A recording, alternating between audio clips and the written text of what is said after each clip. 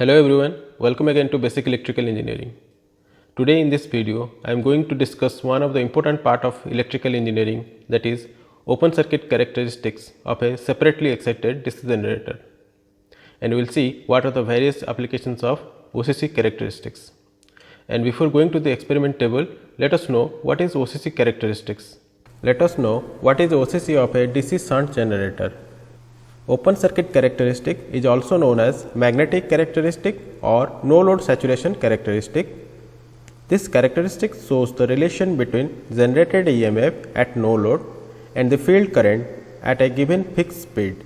We will perform this experiment in two ways, that is at constant speed of the generator and at constant excitation.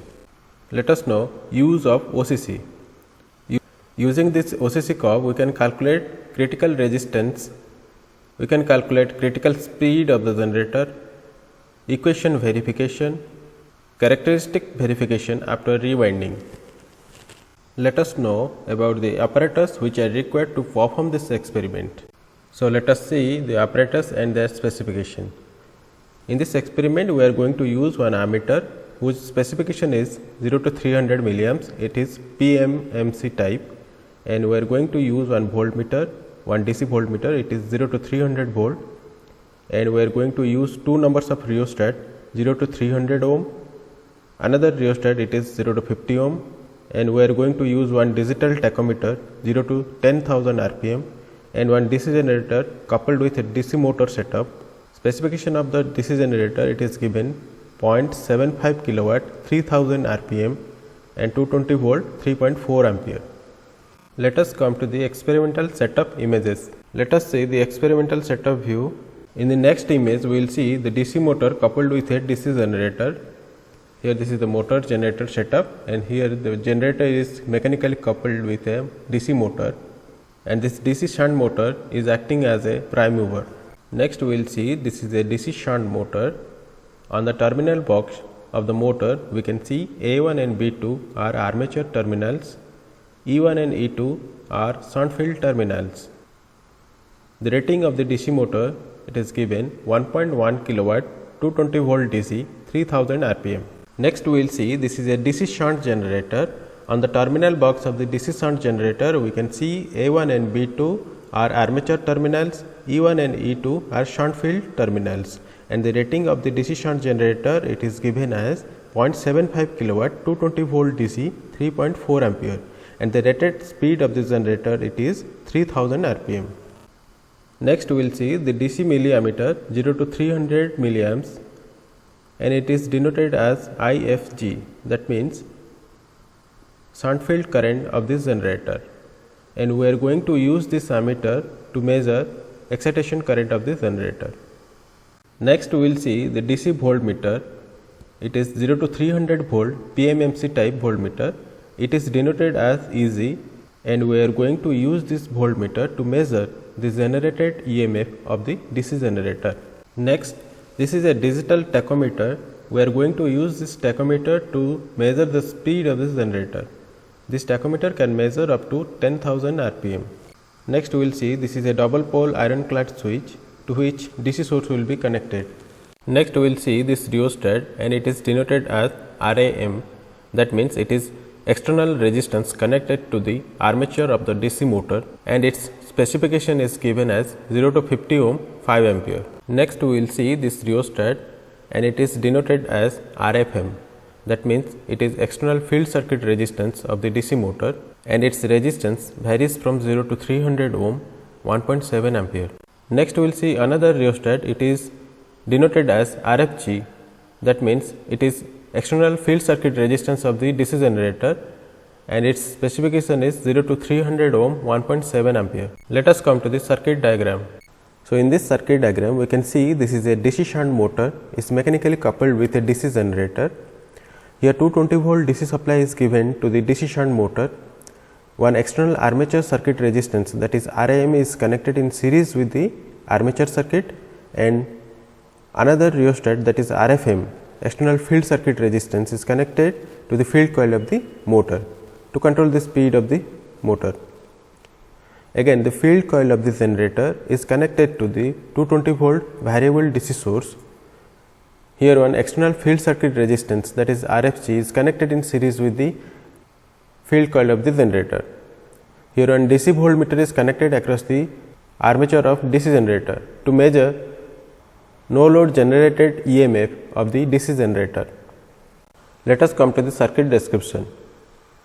We know that the EMF equation of DC generator, that is EG, is equals to Pz phi n upon 60A, where P is the number of poles, Z is the number of conductors, phi is flux per pole, n is the speed of the armature conductor, and A is the number of parallel paths. If the speed of the generator is constant, then we can write Eg is equals to K phi. That means, if the field flux will increase, then generated EMF Eg will increase.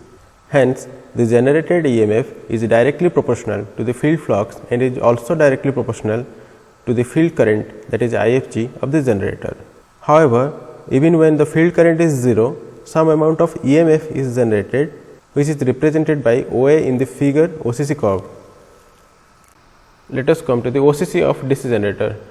Here this OCC curve represents the relation between no load generated EMF E0 and the field current of the generator, that is IFG. So, at constant speed, if the field current of the generator increases, then generated EMF will also increase.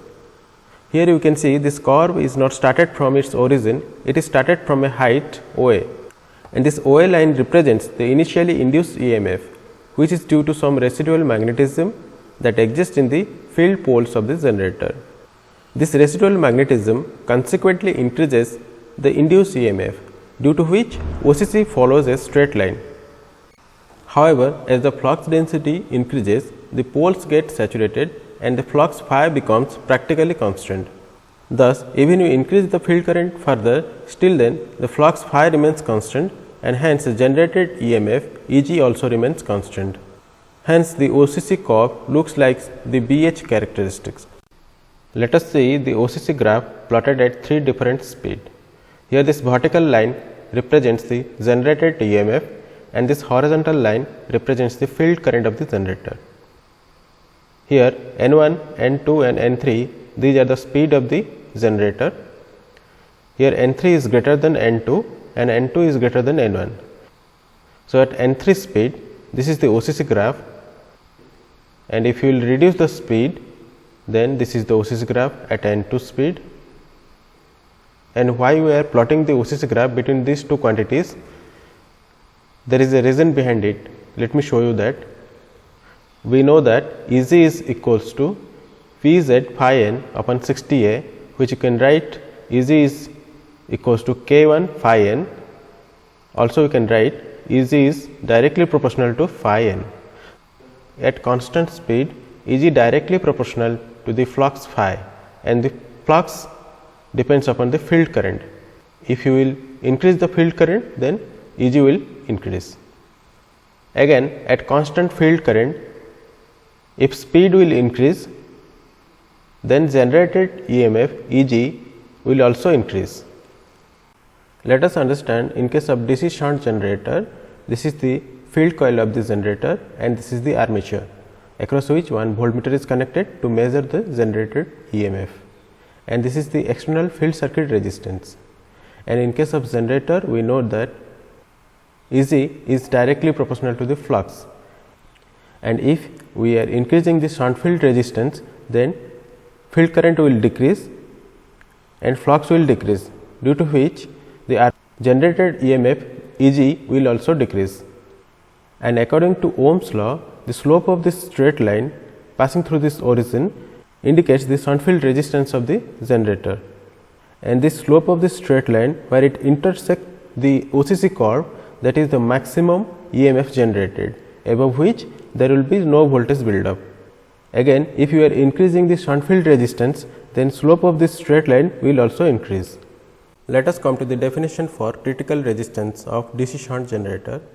The maximum resistance of the field circuit, above which no voltage build-up is possible, is called the critical resistance. Here the field circuit resistance, that is Rf, equals to internal resistance of the field coil, that is RSH, plus the external field circuit resistance of the generator, RFG. Let us understand it graphically, and according to Ohm's law, we can calculate the value of field circuit resistance, that is Rf equals to E0 upon If. Here the slope of the straight line, that is Rf1, represents the field circuit resistance of the generator, and at a particular speed of the generator, this is the OCC curve, and the slope of the straight line where it intersects the OCC curve, that is the operating point. That means at Rf1 field circuit resistance, E01 is the operating point, and if we will increase the field circuit resistance, that is at Rf2, E02 will be the operating point. That means if you are increasing the field circuit resistance, the operating point is decreasing.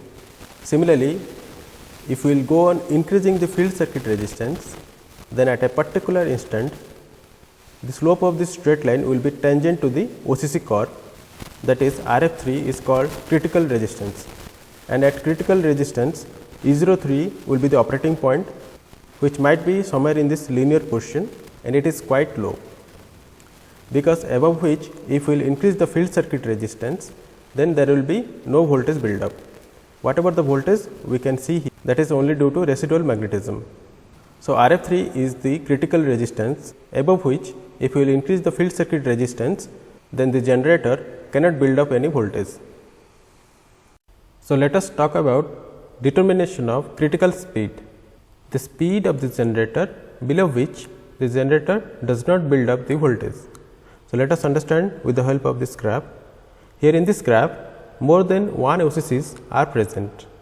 Suppose the generator is running at a rated speed, that is at N1 speed, and at rated speed this is the OCC curve, and this OP is the RF line where it intersects the OCC curve, that is the operating point, and corresponding to this intersection point we can calculate the induced voltage.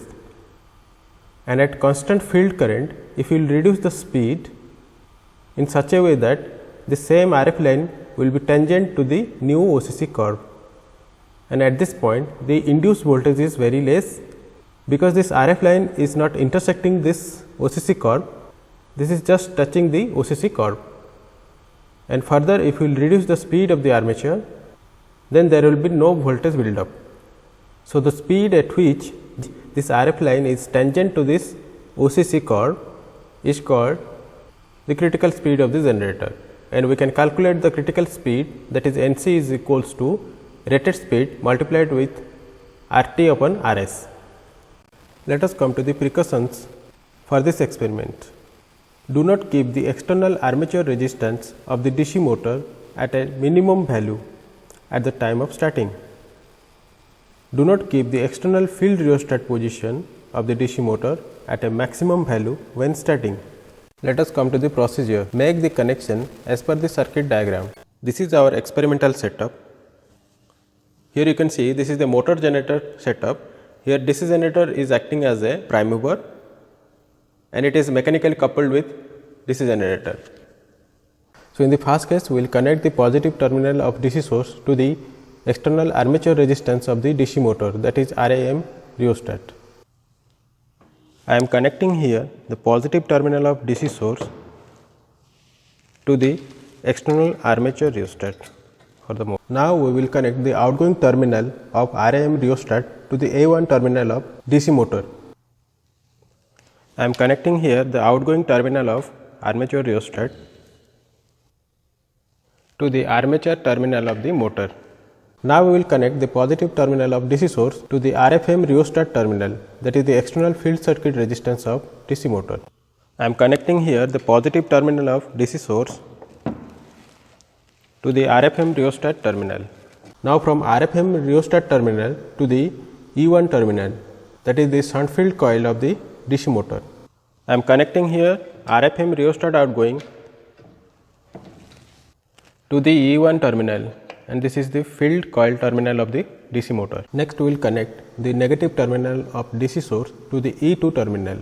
I am connecting here negative terminal of DC source to the E2 terminal of the field coil. Now, we will connect the negative terminal of DC source to the B2 terminal. I am connecting here the B2 terminal of motor armature to the DC source negative terminal.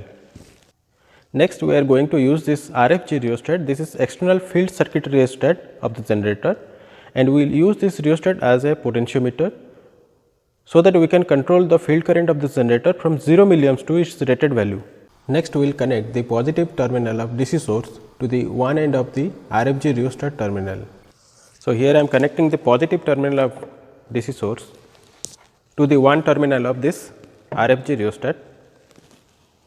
Next, we will connect the negative terminal of DC source to the another terminal of RFG rheostat, and I am connecting the negative terminal of DC source to the another terminal of this RFG rheostat. Next, we are going to connect the variable terminal of RFG rheostat to the positive terminal of DC milliammeter. I am connecting here the variable terminal of this RFG rheostat to the positive terminal of ammeter. Next, we will connect the negative terminal of DC ammeter to the E1 terminal. Here I am connecting the negative terminal of this ammeter to the E1 terminal. That is, next we will connect the E2 terminal to the negative terminal of DC source. I am connecting here E2 terminal, that is the field coil of the generator, to the negative terminal of the DC source. Next, we will connect this voltmeter across the armature of DC generator. So, we will connect the positive terminal of the voltmeter to the A1 terminal of DC generator. I am connecting here the positive terminal of this voltmeter to the A1 terminal of the DC generator. Next, we will connect the B2 terminal of DC generator to the negative terminal of DC voltmeter. Next, from B2 terminal to the negative terminal of this voltmeter. So, as per the circuit diagram, our connection is over, and this voltmeter will indicate the generated EMF, and this ammeter will indicate the field current of the generator. Here I have connected this digital multimeter across this voltmeter, so that we can cross check the generated EMF. So, before switching on the DC source, we will keep this armature resistance at the maximum value.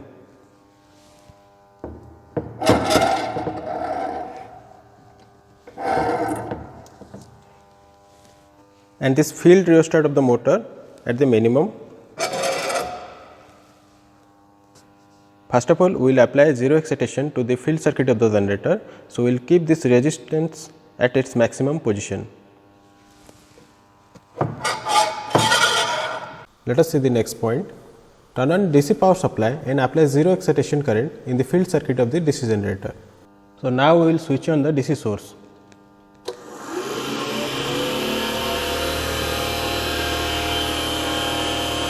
So, in the first case, we will run the generator at rated speed, and we will vary the excitation, and we will measure this generated EMF. So, let us see. Run the DC motor and bring it up to its rated speed. Now, with the help of this tachometer, we will measure the speed of the generator. It is 2714 RPM, and we will have to increase the RPM of this generator up to 3000. By decreasing this resistance, we can increase the speed of the generator.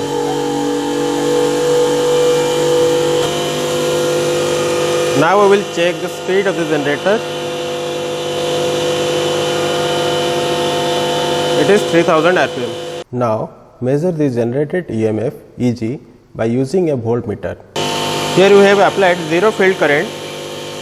I have connected this multimeter across this voltmeter EG, and now this multimeter voltage, it is showing 3.1 volt, and it is due to the residual magnetism. Let us come to the observation table. Now, in the first case, the generator is running at 3000 RPM, and in this case we have applied 0 field current, and the generated EMF EG is 3.1 volt. Let us come to the next point. Gradually increase the excitation and take ammeter and voltmeter reading at a constant speed. While making the field current adjustment, do not retrace. Now, we are going to increase the excitation. Here we have applied 20 milliampere field current, and the generated EMF, it is 53 volt. So, in our second observation, our excitation is 20 milliamps and generated EMF, that is 53 volt. Now, again we will increase the excitation current. Here we have applied 40 milliampere excitation current. Here the generated EMF, it is 96 volt. Here we have increased the field current up to 40 milliamps and the generated EMF it is 96 volt. Let us come to the next point. Continue increasing the field current till the induced voltage is more than the rated value. Here you can see the excitation current is 160 milliamps and the generated EMF it is 229 volt. So in our ninth observation, excitation is 160 milliamps and generated EMF that is 229 volt. Let us come to the next point. Similarly, reduce the excitation and take ammeter and voltmeter reading at a constant speed, but remember, don't try to retrace while reducing the excitation current. Now we will decrease the field current. Now we have decreased the field current 140 milliamps and the generated EMF it is 218 volt.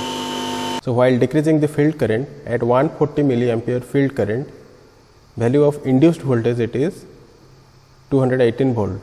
So in our eighth observation, when the field current is 20 milliamps, induced voltage it is 57 volt, and at zero field current, induced voltage it is 3.1 volt.